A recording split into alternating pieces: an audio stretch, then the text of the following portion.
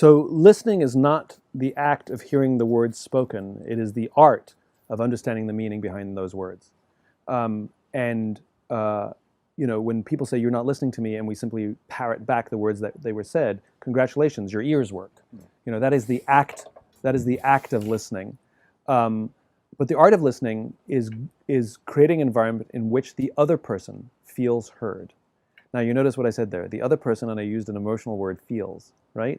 I don't want to know that you heard the words. I want to feel heard. I want to feel seen. I want to feel understood. And that is a learnable, practicable skill. So there are many parts of it.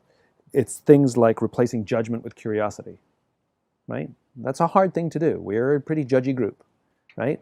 To be curious why someone has a point of view. It's creating a safe space for someone to, as my friend Dia Khan calls it, empty the bucket. So even if we find what they're saying just reprehensible, right? You're never going to be able to actually have dialogue until at least one of the parties gets the opportunity to say everything without judgment. And as she calls it, emptying the bucket. And once somebody feels like they've completely said everything, then they're more apt to listen to you. But usually what we do is we defend, or we litigate, or we interrupt. We point out flaws in logic, which is just frustrating. And when you point out some flaws in somebody's logic, because we're all imperfect when we speak, and we all choose the wrong words at various times. And that's not what I meant. You know what I meant is what we have to say. Well, what if you know what you meant? Then why don't you say what you... You can see how this spirals. But it's things like when somebody says something, and there's really easy ways to do it. Things like, go on, tell me more. What else? And they keep talking. And you go quiet, they feel the space. And tell me more. Go on. And eventually, it's all out. And then there's a safe space for you to respond and express yourself in a constructive way. But that's correct. We do not teach listening, and listening is the way to create to build trust with someone. You make someone feel heard, they'll trust you. It is the way to find common ground in opposition, in simple cases in business, but in more complicated cases in national politics, or in global politics, or in war. Why do William Ury, who wrote Getting to Yes, he talks about the same thing. He goes, we have talk shows, but we don't have listen shows. He says we have peace talks, but what we really need is peace listens. And he, who's been at the table at the highest levels of peace negotiations, he said people show up and start demanding what they want, and that's how the negotiations begin. Nobody starts by saying, so tell me why you came here. There's a great documentary that I recommend to learn this. It's called White Right, Meeting the Enemy by Dia Khan.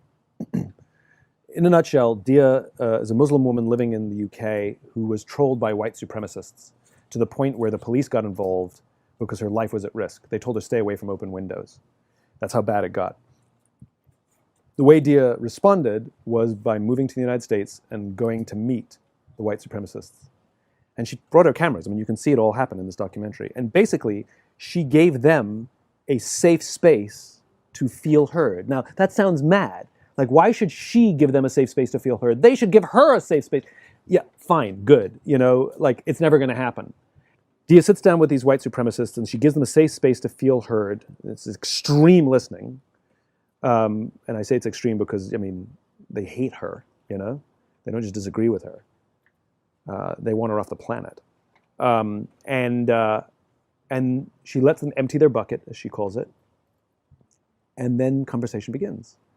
And because they feel heard, they start to trust her. And as they start to trust her, she becomes a friend.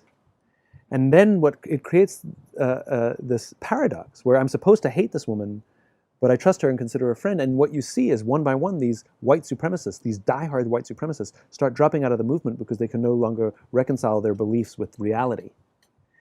And if it can happen in this extreme environment, then it can happen anywhere. And all that is required for us to cross political divides or disagreements at work and things like that is one of the parties has to learn how to listen. It doesn't even require both parties to learn the skill. That's the amazing thing. And it is one of the most remarkable skills that anyone can learn. The power of listening. Yeah. So the documentary is a great extreme example of what it can do.